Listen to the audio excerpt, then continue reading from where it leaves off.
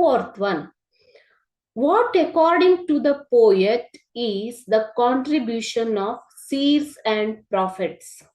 What according to the poet is the contribution of seers and prophets? Seers and prophets ಅಂದ್ರೆ ಸ್ವಾಮೀಜಿಗಳು ಮತ್ತು ಸಂತರು.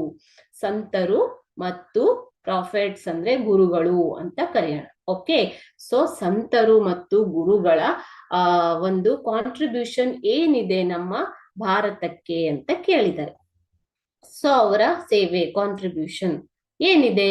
The seers and prophets have contributed their valuable lessons and experience to the people. ಏನು contribute ಮಾಡಿದ್ದಾರೆ, ಏನನ್ನ ಕೊಟ್ಟಿದ್ದಾರೆ ಅವರು ನಮ್ಗೆ? ಗುರುಗಳು ಮತ್ತು ಸಂತರು ಮಹಾನುಭಾವರು ನಮ್ಗೆ ಏನ್ ಕೊಟ್ಟಿದ್ದಾರೆ? ಅವರು ತುಂಬಾ ಮಹತ್ವವಾದ ಒಂದು ಲೆಸನ್, ಪಾಠಗಳನ್ನ ಕೊಟ್ಟಿದ್ದಾರೆ. ಅವರ ಒಂದು ಎಕ್ಸ್ಪೀರಿಯನ್ಸ್ ಅನ್ನ ನಮ್ಗೆ ಹೇಳಿದ್ದಾರೆ, ಪ್ರವಚನಗಳನ್ನ ಹೇಳಿದ್ದಾರೆ. ಎಕ್ಸ್ಪೀರಿಯನ್ಸ್ ಅಂದ್ರೆ ಅನುಭವಗಳು, ಪ್ರವಚನಗಳ ಮೂಲಕ ನಮ್ಗೆ ಕೊಟ್ಟಿದ್ದಾರೆ ಅಲ್ವಾ? ಸೊ ನೀವು ಯಾವುದೇ ಸಂತರನ್ನ ತೆಗೆದುಕೊಳ್ಳಿ, ಭಾರತ ಹಲವಾರು ಸಂತರ ಭೂಮಿ, ಋಷಿ ಮುನಿಗಳ ದೇಶ ಅಲ್ವಾ?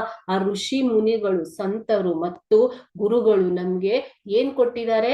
ಸೊ ಅವರ ಮಹತ್ತರವಾದ ಜೀವನ ಪಾಠಗಳನ್ನ, ಅವರ ವೈಯಕ್ತಿಕ ಅನುಭವಗಳನ್ನ ಪ್ರವಚನಗಳ ಮೂಲಕ, ಪಾಠಗಳ ಮೂಲಕ, ಕಾವ್ಯಗಳ ಮೂಲಕ ನಮ್ಗೆ ಕೊಟ್ಟಿದ್ದಾರೆ ಅಂತ ಇಲ್ಲಿ ಕವಿ ಹೇಳ್ತಾರೆ. The seers and prophets have contributed their valuable lessons and experience to the people.